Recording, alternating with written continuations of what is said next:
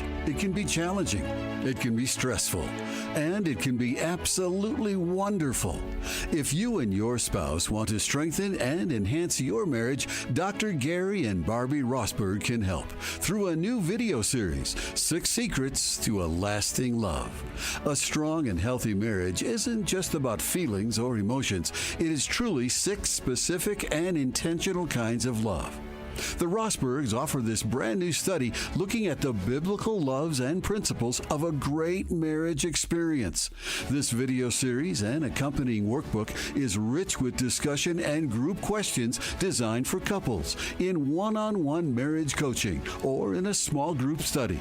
Find out more at americasfamilycoaches.com.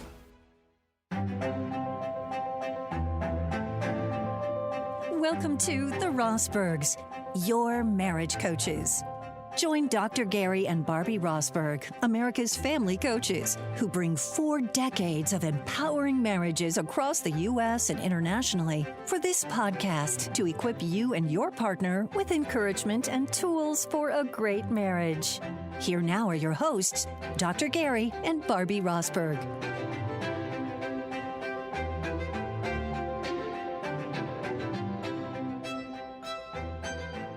We are Gary and Barb Rosberg, your marriage coaches. And Barbie, we're back. We're back. And I'm glad we're back. I am too. Because you know what? You're better than me.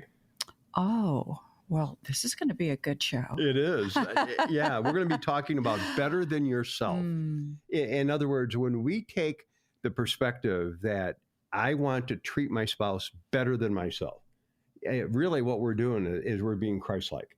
And that's what we want to do. We want to serve and love one another. Boy, does that change the atmosphere of the home. It sure does. Because when you're being treated with such love and gentleness and the tone, I mean, just the tone changes. The response is the same. You want to do that and more for your spouse. Because so, way you know to what, go. sweetheart, we are just different. Yeah. Oh, I mean, aren't we different? I mean, I am all male, you are all female, and Yeah. I've learned to speak female, but I'm not female. It's not my default. Because we just see things differently. You know, we as guys, we put everything in these little boxes. So we get up and, you know, we do our Bible study and then we get out of that box and then we do a little exercise and we eat a little bit and have some coffee. Then we go to work and then we watch ESPN and, you know, then we have a Bible study with some guys. And each of these things are in their own unique boxes. They make sense. They're kind of tucked in tidy. But women kind of tie a thread between those boxes. We do. And if one box is open 3 weeks ago, that box, until you close it, kind of gets in the way of some of the other boxes, because we as guys have all these boxes. And then, you know what? Most of us as guys have a very unique box that we call the nothing box. Which is what? Well, the nothing, it's just nothing. And so you'll look at me and go, what are you thinking about? And I'll go, nothing. And then I'll say, what are you really thinking about? Nothing. I think, you know, we've been married almost 50 years, and it's taken me the last 2 years of my life to really believe you're not thinking about anything. Yeah, sometimes we're just not thinking about anything.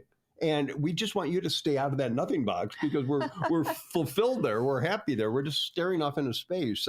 And so we are different. We are unique, but we need to treat each other better than ourselves. And today we're going to rock it with some information, stuff that I've been doing in the counseling room, stuff we've done in the coaching room. But I was teaching some of this material back in the mid 80s in the counseling room with people, Barbie, on how to take a marriage that is kind of low on fuel and kind of build that tank so that we are loving one another, or expressing that love and encouraging one another. Because in Philippians 2, Paul is pretty direct. And he says, and you've got this whole chapter memorized, I think, but here's what he says in verse 3. He says, do nothing out of selfish ambition or vain conceit, but in humility, consider others better than yourselves. And that's how we got the title for this podcast. Each of you should look not only to your own interest, but also to the interest of others. So what is Paul saying there? He says, don't be selfish. Don't do this in vain conceit, but treat the other person better than yourself. And this is not a marriage passage, but it sure is a relationship passage. And it's giving us some good instruction. So, sweetheart, let's talk about this. You know, we've talked about serving one another, loving one another, treating each other better than one another. And then we've also talked about the differences that we continue to be students of one another well into decades in our marriage. But we were having a small group of wonderful couples in our home recently. We served them dinner, and then we had them kind of circled around. We were talking a little bit about marriage. And Gary, you were unpacking the differences with these couples. And this darling gal kind of raised her hand and she said, I feel awkward asking this question. I have an amazing husband. And she was tender and loving, and she kind of looked at him. They'd only been married about 4 years. But in her words, she said, when you, Gary, were talking about how you can't read one another's minds. Yeah. You can't be a mind reader, because oftentimes we women think we can read each other's minds, but it's not true. Okay. So when she asked Gary this question, and I love it, she said that, and I want to make sure I get it right, but she said, oftentimes there are things I want him to do. You remember this. Yeah. And I don't want to hurt his feelings. I don't want to insult him, but he doesn't think of it. So why do I have to tell him and initiate everything to do? Because you're married to a man. I think it's what I said to her. You did. And the whole room, we paused, we went silent, and then we laughed because it's true. You're married to a man. Tell us more. Well, we heard a psychologist recently say that men hear about 25% of what their wives say, and he hears nothing that you don't say. And I thought that is a great insight. So we get about a quarter of it. Say that again, Gary. Yeah, a man hears about 25% of what his wife says. But this next statement is what I want. But he hears nothing of what you don't say. And then he said, and of the 25% he hears, he gets about 5% of it. Now, I don't know if that was just anecdotal, if that was based on research. He didn't explain it, but it captured our imagination. It did. Because guys don't hear it all. We don't understand it all. But if you don't say anything, then you can't really expect us, because we don't always think. I mean, Barb, I was talking to somebody today, and you and I were at a place having a service done, and you left and I stayed a little bit longer. But today this person said to us, my husband will do anything I ask him to say and ask him for, but I just got to tell him. And there was a little bit of a frustration, but we said, don't be frustrated, be delighted in that. I said, he's a teachable guy. And I said, the teachable spirit is what you want. And when a man is teachable, when a woman is teachable, you know what? They are treating their spouse, as Paul said in Philippians 2, better than themselves. Do you know when I learned this? I mean, this is hysterical. It was from our editor, Lynn Vanderzalm, when we were being published through Tyndale Publishing now just a second, sweet my love. I'll tell you why. We were writing the book, The 5 Love Needs. In that book, Gary writes to women, telling women how you men are put together, wired, how you think. Very short chapter. And what you need. No, you did a great job. Yeah. I read it like, my gosh, that's how you think. But then I wrote to the men. But it was Lynn Vanderzalm, who is our editor. And this is the fun part. We were talking to another author, Dan Allender, who he and his wife are Becky. Our heroes. And it was Dan that finished her statement when we said her name. He said, she is the velvet hammer of editing. Yeah. She can make you rewrite a whole chapter. Yeah, yippee-yi-ki-yay. But she's tender and kind. And she would always say, Gary, you can do better. And I would say, I don't want to do better. I just want to be done. And Bart, she would say, you can do better. And then I'd rewrite the whole chapter. Yeah, and I did. Let me tell you, I did. But like Dan said, she really did focus on the incredible aspect of being like a velvet hammer. Well, so she delivered the mail, but she did it with gentleness. She did. So I'm going to read you a scripture right now that is very powerful. I was going to read it later.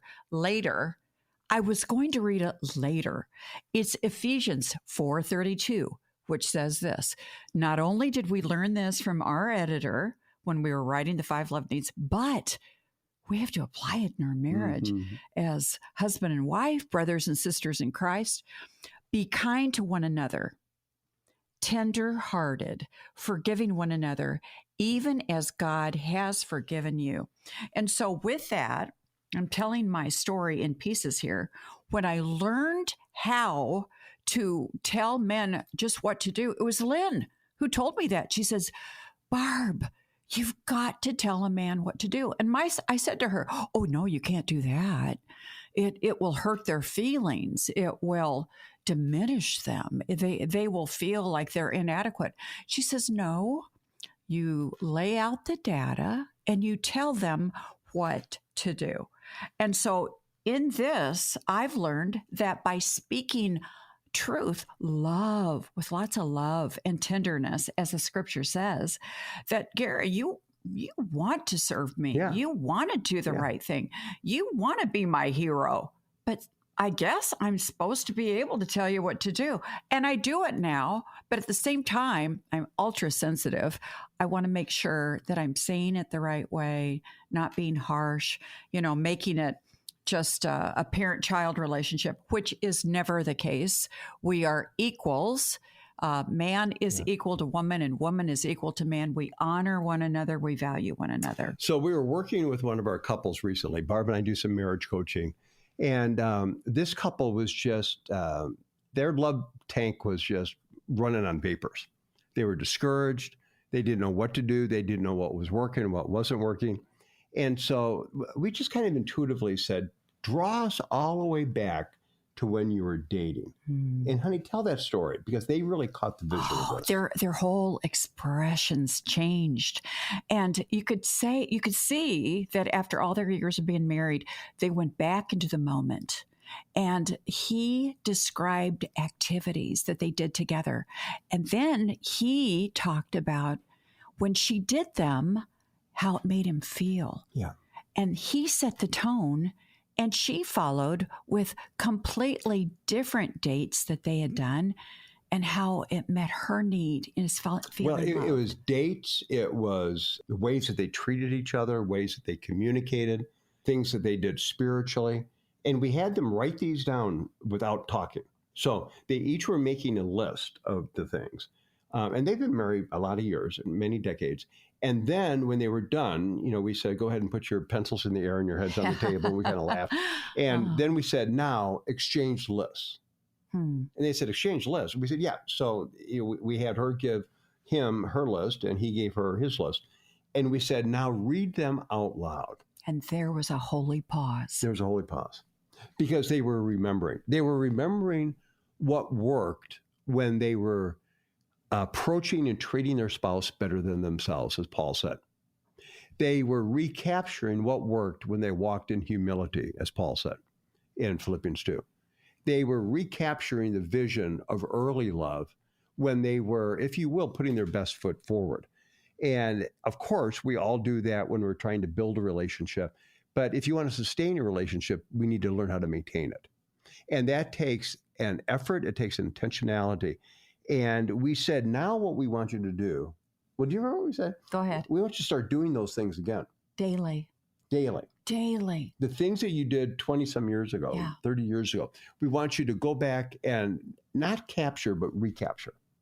And they were smiling. I mean, they were, it was kind of mischievous and, kind of cute. So much hope. But you could, and I think that's what happened, honey. I think the hope, the optimism, the belief all began to come back. It was like, well, maybe we can do this. Mm-hmm. And if we can do this, maybe we can recapture this. If we can recapture this. And so for the next several days, the next couple of weeks, and then we reconnected with them, and they were benefiting from some of those things. So that's where we want to kind of start off. We want you to remember, because some of you as couples, you're dating now. Some of you are in your first marriage, and you're doing well, but you listen to the Rosbergs, your marriage coaches, as a way to spruce it up. Others of you are in difficult places. Now, some of you are discouraged. Regardless of what stage or age you are at, this works, because what you're doing is you're wanting to capture or recapture the affirmation, the belief, the infusion of being other-centered in your marriage, because that's what it's all about. It's building that interdependency.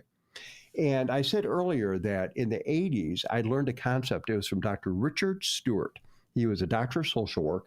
I don't know if he's still practicing. I don't know if he's still alive, but this is many years ago. And I would use this in counseling, but Barbie, we also use it in coaching. And he calls it the Caring Days approach. And we're going to give you 4 things. And we're going to ask you to consider implementing this into your own marriage and the marriages that you care about. And so you not only want to try this in your marriage, but if you've got married kids, you got married, if your parents are married, your friends are married, we want you to spread the word on this, because this is a surefire way to re-energize couples, and that's to offer the Caring Days approach. Honey, let's talk about these 4 elements. Well, the first one is being positive. Being positive. I mean, what brought well-being? What brought connection? What specific things did you do when you were dating? How did it make you feel? Write that down. Be aware of that. So when we say positive, it's not, well, if you would stop doing this, I'd feel better. That doesn't sound too positive. That's not positive. That's negative. And really, a lot of people have trouble even beginning to recreate the vernacular of what's positive.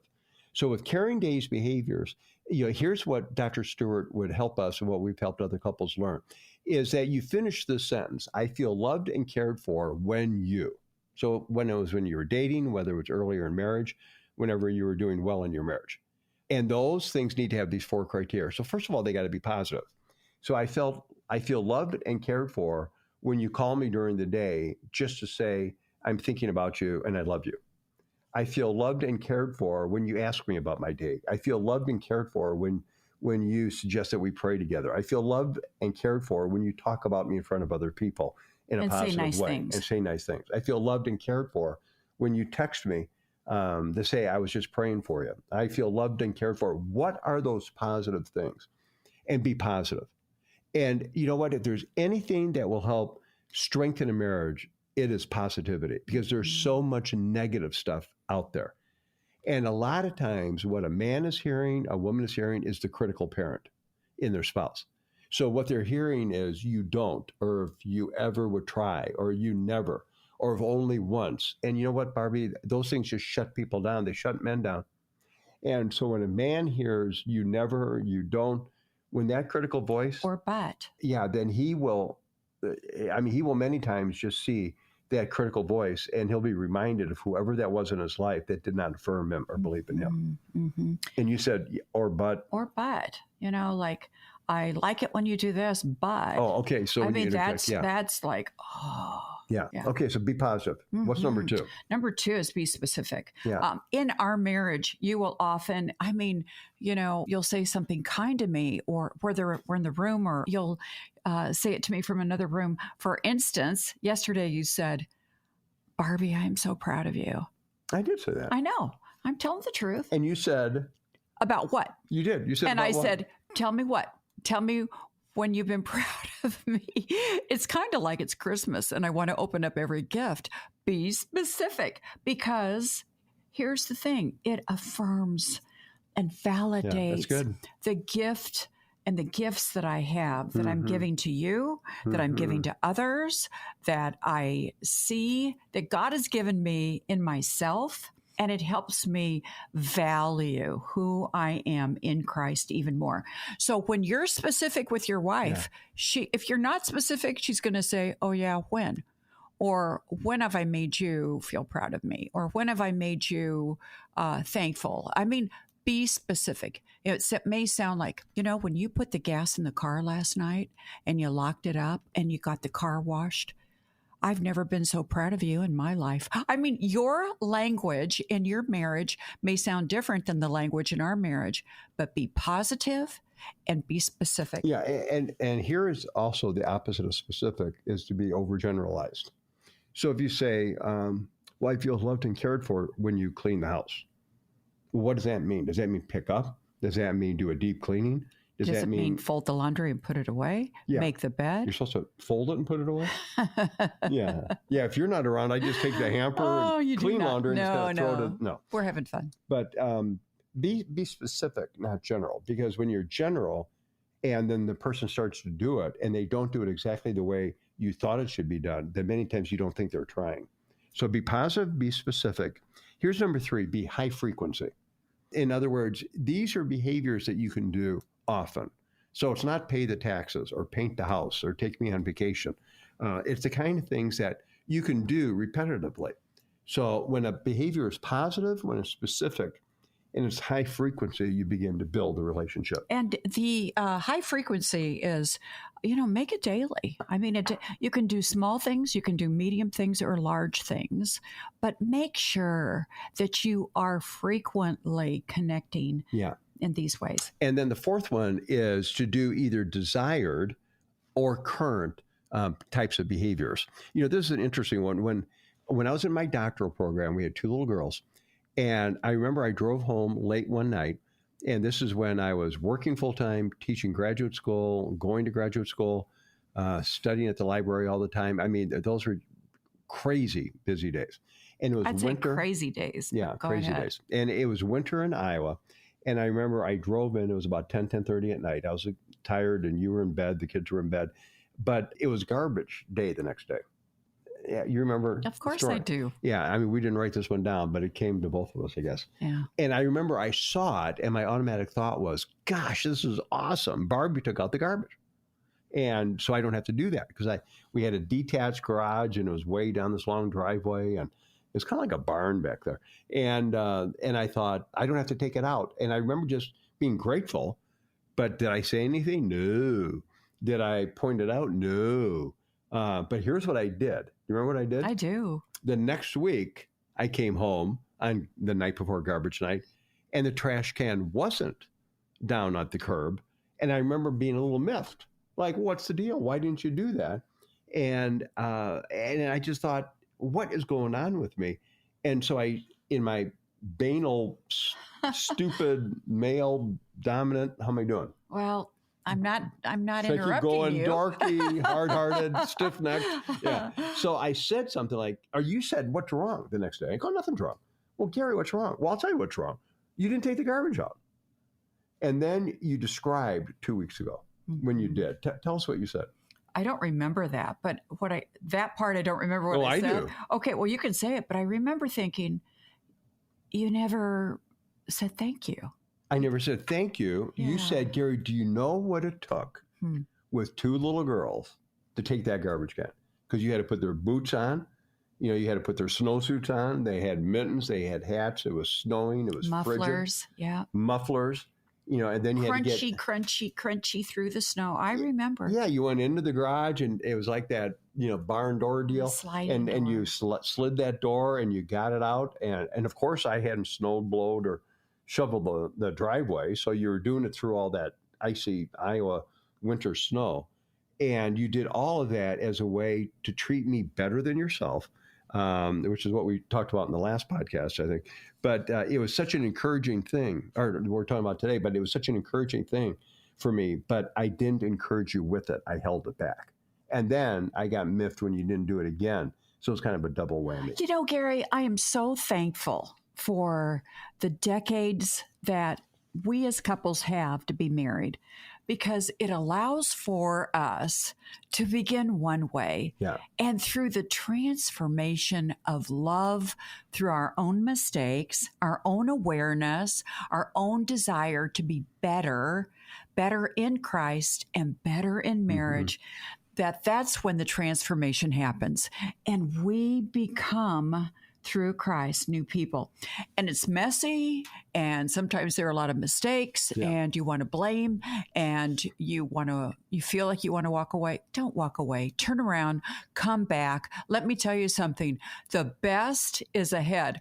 And earlier today, I was thinking about those garbage can days. I was thinking about the walks that weren't snow blown, believe it or not.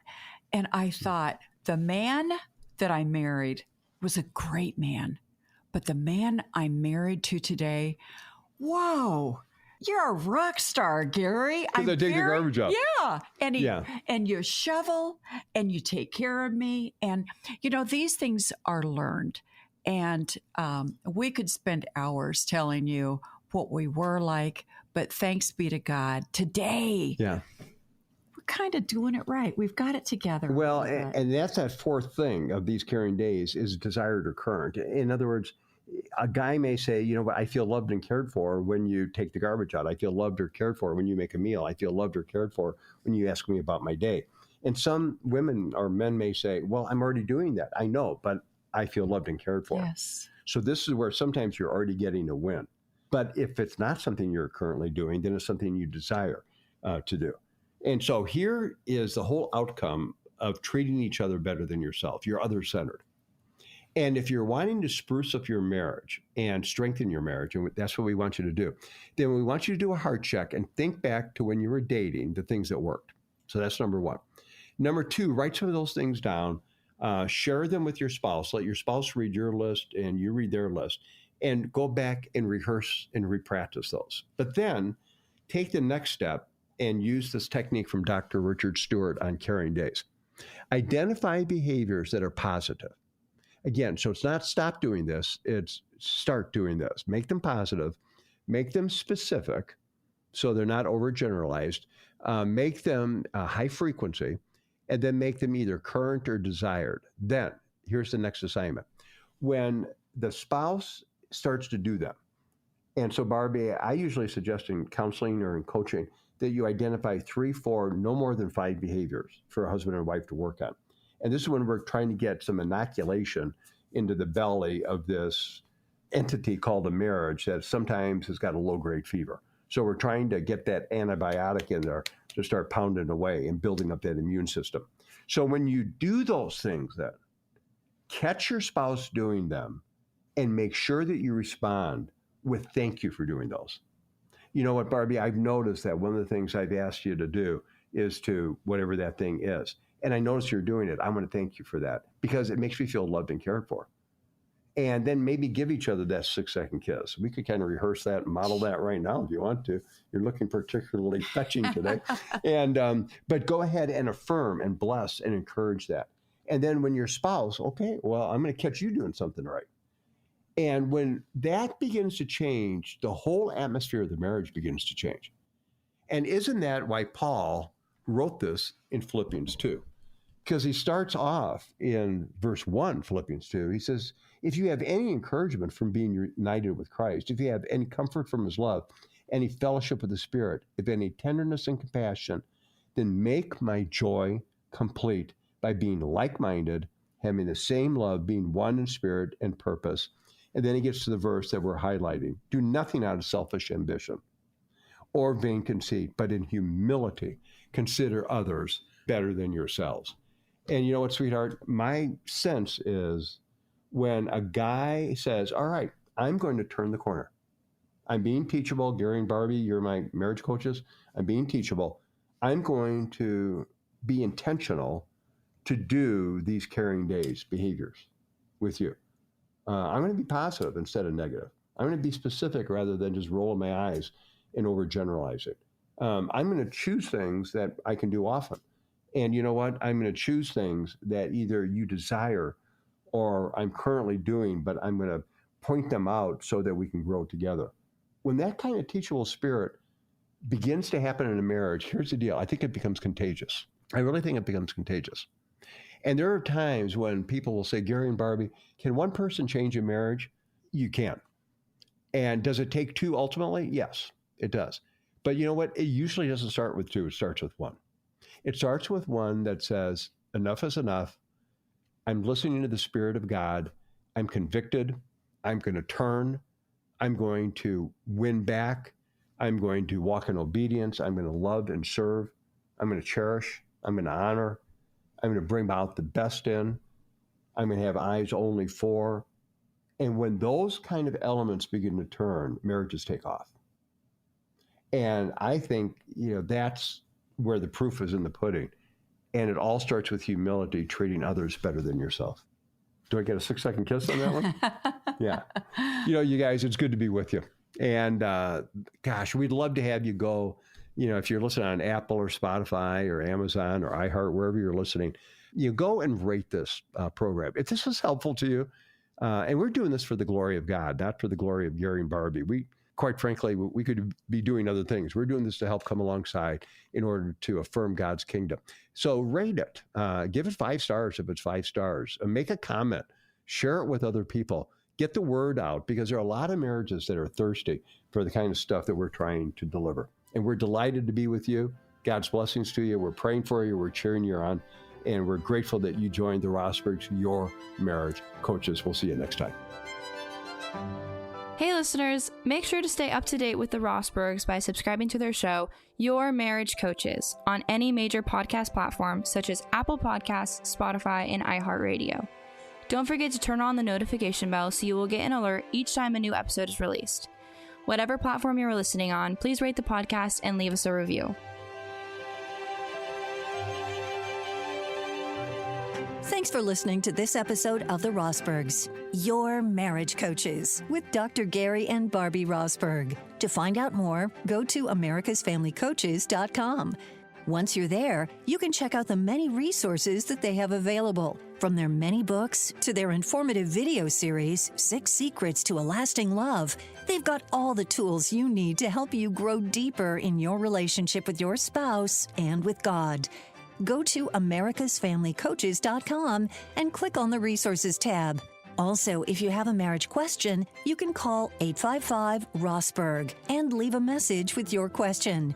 We may use your question on a future episode.